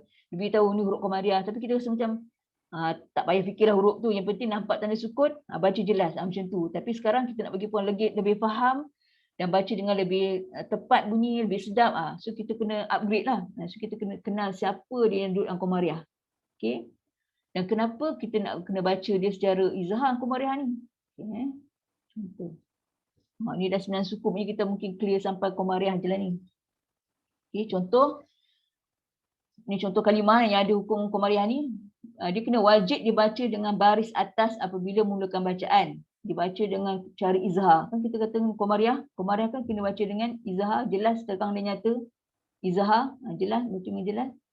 So dekat sini, bila kita kata macam perkataan ni sampel kalimah, mula dengan hamzah wasal. Ni kan mula hamzah wasal. Hamzah wasal ni bukan baris atas, bawah, depan. Tak ada. Dia tak ada baris. Tapi kita yang kena letak baris kat dia. So untuk kaedah alif lam Komariah ni, bila Komariah wajib baris atas. Nak start dengan dia mesti baris atas. Tak boleh tiba baris bawah. Nak letak baris depan, tak boleh. Memang kaedah dia mesti baris atas. So bila baris atas, dia akan bunyi al. Al-anhara. Al, kan bunyi lam tu jelas al. Tu macam al-anhara, al-anhara. Tak ada mesti al. Naik pangkal lidah, naik kita punya makhraj untuk lam, al. So bunyi al-anhara, al-anhara. So bila lam itu lam dia Komariah jelas al. Dengan al-anhara, al kan bunyi tambahan. Salah. So kita tepat dah bunyi al-anhara. Okay, kalau macam ni, tengok kita kalau dia mula, automatik mesti beratas. Tapi tengok sampel ni. Sebelum dia ada huruf waw pula. So, bila ada huruf sebelum dia, so dia dah tak pakai dah. Dia tak ada fungsi. Kita dah beritahu dia, kalau kita nak pilih untuk sambung, dia tak ada fungsi. Tapi kalau kita nak start dengan dia, mesti kena letak baris. Tapi untuk alif lam komariah mesti baris atas. Macam ni lah. Start dengan dia baris atas. Tapi kalau macam ni, dia dah jadi second, dia bukan first. First dia huruf waw. So waw kan dah ada baris dah. So dia tak ada fungsi lah. Dia terus pergi je lah. Wal walidatu. Wal wa. Jelaskan lam. Wal wa. Wal walidatu. Kan bunyi lam tu jelas. Wal wa. Wal walidatu. Bila baca benda lagi, keluar. Wal. Sebab kita punya makhraj tu tak betul. Dia kan bersifat cepat. Berlaku dengan cepat. Sebab dia corner je. Al, mal, bal. So dia bunyi. Wal walidatu. Wal walidatu. So bila ada huruf sebelum dia, kita pakai baris dia je lah. So dia dah tak ada fungsi. Tapi kalau start dengan dia tu memang mesti baris atas. Jangan pandai-pandai letak il, ul. Salah, tak ada. Dia mesti baris atas je. Sama dengan kaedah ni. Ni hamzah wasal mula dengan dia kan. So bila mula dengan dia, tak ada orang sebelum dia, tak ada huruf lain dah. Dia yang first. So bila dia first, automatik dia akan baris atas. Al-kitabu. Al-kitabu. So kan bunyi tu. Al-kitabu. Macam ni. Tengok. First tadi dah huruf fa. Bukan hamzah wasal. So bila dah ada kawan lain di sebelah dia, so dia dah tak ada fungsi lah hamzah wasal ni. Dia tak ada bunyi lah. Kita tak perlu letak baris. Fa'al. Ini satu lagi kesalahan. Ramai orang di mana-mana letak baris. Walaupun sebelum ni dah ada baris dah. Huruf fa. Dia pergi letak lagi baris di sini. Jadi dia akan baca fa'al. Fa'al jariyati fa'al. Mana datang fa'al? Dia letak lagi baris di sini. Sedangkan kalau dia duduk tengah dah tak ada fungsi. Terus dia fal. Fal jariyati. Fal jariyati. Kita tak boleh letak baris kat dia. Sebab apa? Kawan dia dah ada baris. Apa nak letak lagi? Kalau dia awal, dia kena letak baris. Kalau kita tak letak baris kat awal, macam mana kita nak start baca? Nak duduk diam lama-lama. Macam ni. Nak bunyi macam mana? So mesti kita kena letak. So nak letak tu mesti baris atas sahaja. Tak boleh baris bawah. Il kitabu. Tak boleh baris depan. Ul kitabu. Tak boleh. Komariah mesti baris atas. Ingat tu. Dan ini pula kalau dah ada kawan dah berbaris, dia tak ada fungsi. Jangan menambah-nambah pula kat sini. Fa'al pula jadinya. Tak ada. Kita dah beritahu hamzah wasal dia fungsi dia menyambung. So bila dia duduk kat tengah, dia penyambung je. So dia tak ada fungsi. Guna je kawan yang sebelah tu dah ada baris dah. Baca terus. Fal. Fal jariyati. Ni pun sama. Waw dah ada baris dah. So dia tak ada fungsi. Baca terus. Kita letak arrow ni. Maknanya kita baca terus. Wal gharimina. Wal gharimina. Jangan wal gharimina. Wala. Tak mau. Bunyi tambahan tu tak mau. Sebab itu tak menepati dia punya sifat yang jelas. Mesti wal. Dan dia berlaku dengan cepat je. Wal gharimina. Sama juga ni. Bila waw dah ada baris. Kan dia dah start dengan waw. So hamzah wasal tak ada fungsi. Baca terus. Wal yaumi. Wal yaumi. Waw ingat kita dah ajar. Waw sukun. Buat mulut tu muncul ke depan. So kita kontrol bunyi. Jangan wal yaumi. Wal yaumi. Itu kan dah melapang. Sedangkan waw muncul. Nak kontrolkan angin lepas tu. Wal yaumi. Yaumi dengan yaumi. Beza tu. Kasar. So wal yaumi. Okey. Ini semua sama je lah. Bila dah ada baris, baca terus je lah. So tak ada fungsi. Wal huda. Wal huda. Macam ni kita kena letak baris. Sebab dia tak ada siapa depan dia kan. Tak ada siapa yang support dia. So kita kena letak. Dan baris mesti atas. Al-balaghu. Al-balaghu. Al-balaghu. Salah. Mesti al-balaghu. Kenakan makhraj lidah lam tu. Kat belakang. Sorry. Dekat belakang gigi tu.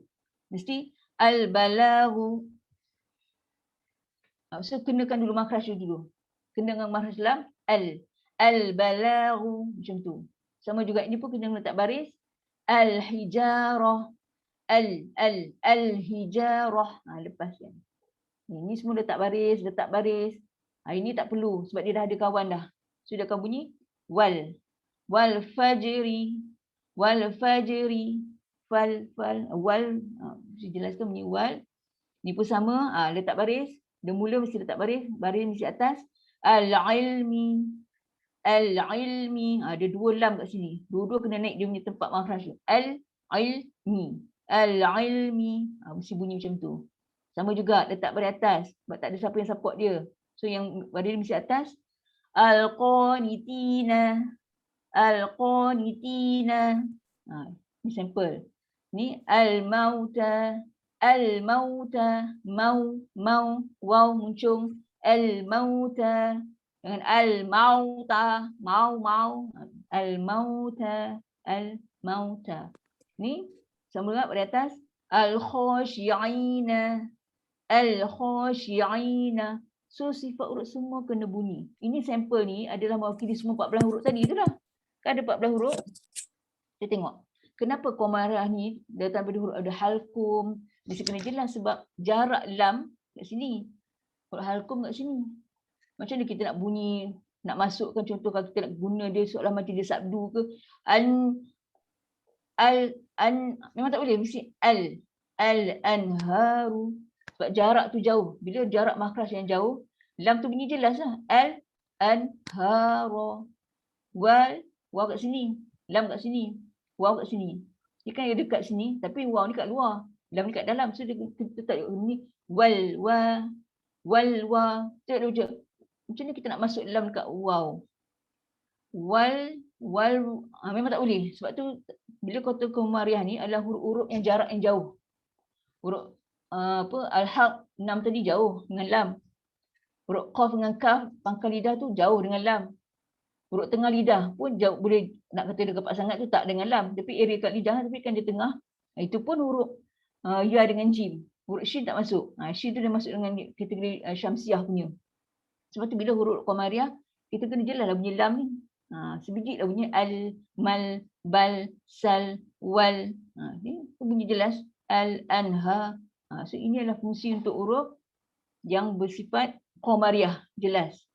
Okay, ada 14 huruf tadi tu. Itu contoh pada kalimah dan ni last lah. Ni contoh pada ayat. Sebab kita nak masuk syamsiah tak sempat. Banyak lagi slide ni.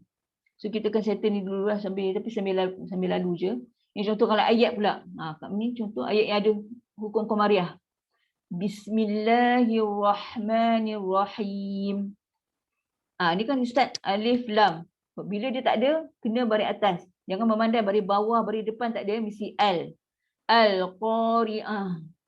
Al, so lam tu jelas. Al-qari'ah. Ha. Ta marbutah, bila berhenti bunyi ha. Mana pun anda belajar tu. Dan ha tu ada sifat rokhawah. Qari'ah. Mal, jelas. Mal qari'ah. Wa ma adraka mal qari'ah. Bunyi. Bunyikan sifat rokhawah belakang tu. Mana yang bertalaki tu. Tak talaki ke memang korang kena belajar lah. So bunyi belakang ha mesti lepaskan sifat rokhawah. So kalau kita tengok satu-satu ni Qamariyah, jelas. Al-qa. Qa ni mak asli ke bukan mak asli ni? Mendapati tak syarat mak asli. Mendapati sebab apa? Alif ni kosong. Kawan dia baris atas. So ini adalah mak asli. So kenalah baca dua kat dekat sini. Al-qari'ah. Mal. Okey, ini kan mim baris atas, ma alif kosong. Ikut syarat asal dia mak asli ni. Kan ni alif kosong, kawan dia baris atas, ma. Tapi bila jumpa hamzah wasal, kalah mak asli ni. Mak asli kena baca satu je. Sebab dia tak kena baca sambung. Hamzah wasal kan fungsi dia kena sambung. Dia menyambungkan dari kalimah ke kalimah, menyambungkan huruf ke apa. So dia fungsi dia menyambung. So bila sambung, dia tak boleh baca panjang lah. Walaupun dia ni adalah asal dia memang mak asli pun. Kan ma. Tapi nak baca sambung, macam mana nak baca? Ma. Lepas tu, dah lah mati. Tak boleh. So kita kena baca mal. So bila huruf sukun mak asli, ini kan mak asli, bila jumpa hamzah wasal, automatik dia kalah. Dia tak boleh baca dengan dua. Baca satu je, kan baca terus. Mal qari'ah. Itulah kaedah. Sebab tu kena belajar tajwid. Sebab ramai dia orang baca kat sini panjang. Dia buat baju panjang, lepas tu nak masuk kat lam macam mana tu?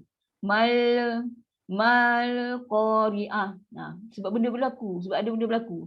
Sebab tu kena belajar.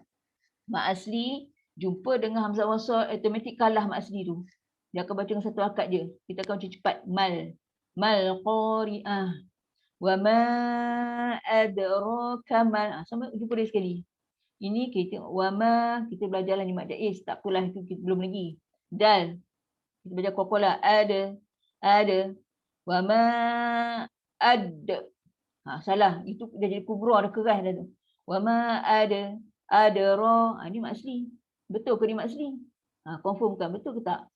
Syarat menepati tak? Ni ada alif. Ni alif kecil tu. Kawan dia baris depan, baris atas. Betul ke? So kalau menepati syarat betul lah ini mak asli. So sini kena baca tak panjang dua akad. Wama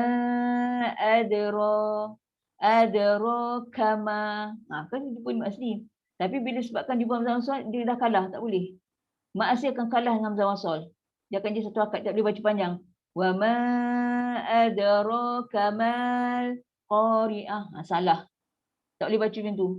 Sebab ini walaupun dia tengok teks memang dia mak asli. Tapi bila jumpa hamzah wasal, automatik mak asli tu dah kalah. Baca satu akad je. Wama adraka mal. Terus je. Kamal qari'ah. Ini baru mak asli balik. Kita kena baca dua akad. Sebab apa? Alif ni kosong. Kawan dia baris atas. Mendapati syarat suji kena baca dua akad.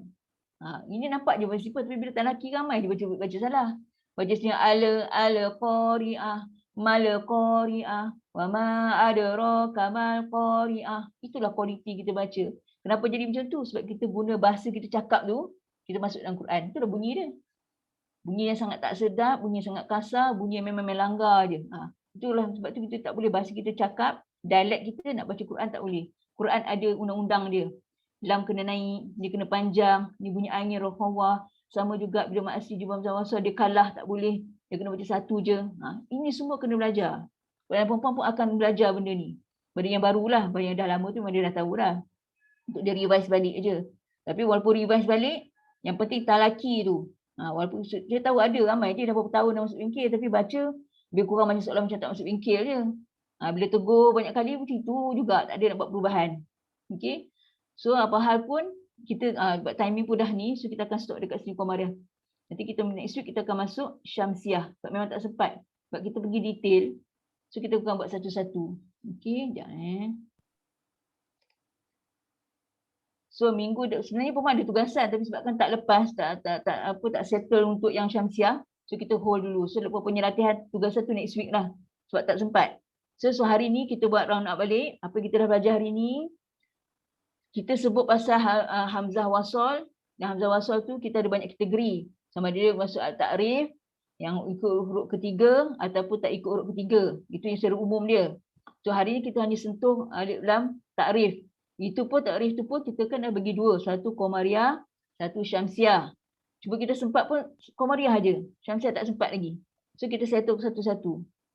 Okay, bila kita sebut pasal Qamariah tadi, setiap kali perempuan nampak hamzah wasal, mesti partner dengan lam. Kalau hamzah wasal tu huruf lain, itu bukan alif lam, dia tak masuk dalam takrif. Dalam takrif tak masuk. Takrif tu mesti alif dengan lam. Hamzah alif tu maksudnya hamzah wasal tu lah. Hamzah wasal, kawan dia mesti lam. Baru masuk kategori tu. Kalau perempuan jumpa hamzah wasal, tiba huruf selepas tu, huruf hamzah ke, huruf sin ke, huruf lain, itu bukan kategori alif lam, Qamariah ke ataupun Syamsiah, bukan. Itu kategori lain. So bila nampak alif lam ada sukun. Maksudnya nak standby dah, lam tu kena baca jelas dengan terang. Dan bila macam terang pada 14 huruf tadi itulah. 14 huruf yang kita jumpa tu. Okey, 14 huruf tu 6 daripada al-haq, 2 daripada pangkal lidah yang qaf dengan kaf tu, lepas tu 2 lagi pada tengah, huruf ya dengan huruf jim. Itulah huruf-huruf yang kita akan gunakan untuk Qamariah. Sebab apa? Kenapa kita nak baca dia Qamariah? Sebab jarak dia jauh. Di antara lam, makhraj lam dengan makhraj yang lain tadi yang 14 tu, jarak dia jauh. So bila jauh kita kena clear lah bunyi lam tu. Tak boleh bunyi nak masukkan bunyi, tak boleh sebab jarak dia jauh. Maka dia bunyi jelas lah. Sebab tu makhraj huruf sangat penting. Perempuan kena, yang tak mahir lagi makhraj roda kefahaman tu, yang tak clear lagi makhraj, kena usaha menghafal ke, mestilah kena buat satu usaha. Sebab itu basic je. Nanti nak belajar lagi tinggi kan masalah pula. Okay, so clear kan. So hari ni kita belajar alif lam Qamariah, insya-Allah next week kita akan masuk alif lam Syamsiah, lepas tu baru kita boleh bagi tugasan. Sebab hari yang tak sempat pun. Okey. So ingat tu bila masa talaki, tak kira perempuan guru pun apa pun, time jumpa tu baca dengan jelas. Jangan bunyi ala tu tak mau. Clearkan bunyi lam tu. Al, mal, bal, sal, baca dengan cepat saja. Kalau mula dengan hamzah wasal, kita kena letak baris. Sebab dia tak ada baris tu, bukan baris tu, kepala sot tu bukan baris. Kita kena letak baris, atas, bawah, ke depan kan. Tapi syaratnya mesti atas saja. Dia tak ada baris bawah, depan tu tak ada. Ingat tu. Kalau sebelum dia ada huruf lain dah ada waw, ada fa, dah baris, kita guna dia je lah. So dia dah tak ada fungsi. Sebab hamzah wasal ni, Kalau duduk tengah dia tak ada fungsi. Ada pada tulisan baca je. Daripada tulisan bacaan tak ada. Tapi kalau mula dengan dia, kita kena tak baris. Baru boleh start nak bunyi dia macam mana. Okay. Itu masuk alif lam Qamariyah. Make sure. Memang perempuan rasa lah itu simple. Memang betul memang simple je. Tapi masa time lelaki, make sure kena sebut betul-betul. Jangan ada buat salah pada benda-benda itu. Sebab ini ada basic. Okay. So kalau hasil tak ada apa-apa, cuma nak beritahu yang untuk yang berapa yang buat buku Tahriri tu mereka dah masuk fasa kedua. Pada 1 bulan 6 itu dah masuk fasa kedua dan akan akhir 31 Ogos. Itu fasa kedua. Maknanya nak complete lagi separuh lah. So siapa yang bertugasan buat-buat semua tu, make sure kena complete 31 Ogos tu dah tak boleh extend. Itu maknanya dah last. Kalau macam fasa 1 tu itu ada yang macam ada lambat nak tukar orang ke apa, tak apa sebab kita masih sampai 31 Ogos. Tapi kalau dah 31 Ogos tu tak boleh dah nak pergi September pun tak boleh. Sebab itu dah masuk fasa kita nak buat siap makan, nak hantar printing ke macam mana lah, nak deal dengan orang macam mana kan. So, lagi 3 bulan ni patut memang dah boleh lah siap kan. Biasa perempuan dah buat fasa 1, fasa 2 insyaAllah okey lah. Rasa lagi itu je lah. Apa, Kak Yam ada apa nak ni? Beritahu pasal kelas apa ke? Kak Yam punya ni apa? Mic tak on. Speaker.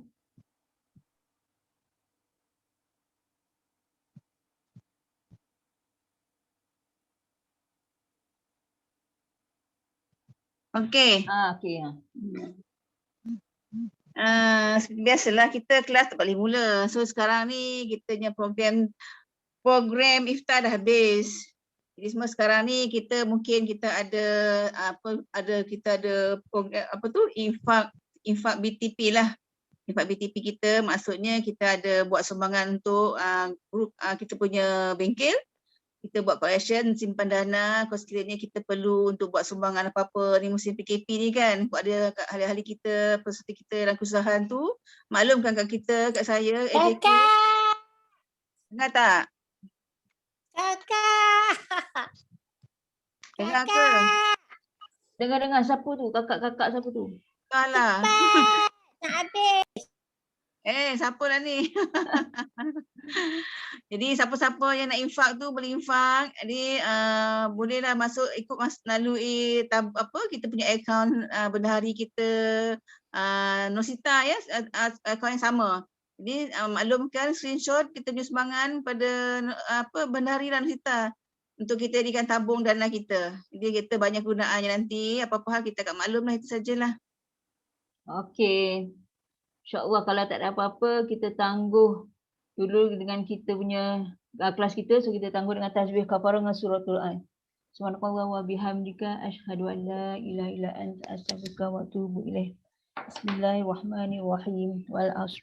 Innal insana lafi khusr. Lalladzina amanu wa 'amilus solihat wa tawasaw bil haqq wa tawasaw bis sabr. Amin amin rabbal alamin. Terima kasih Terima kasih atas perhatian. InsyaAllah panjang umur jumpa lagi. Terima kasih Ustazah. Roda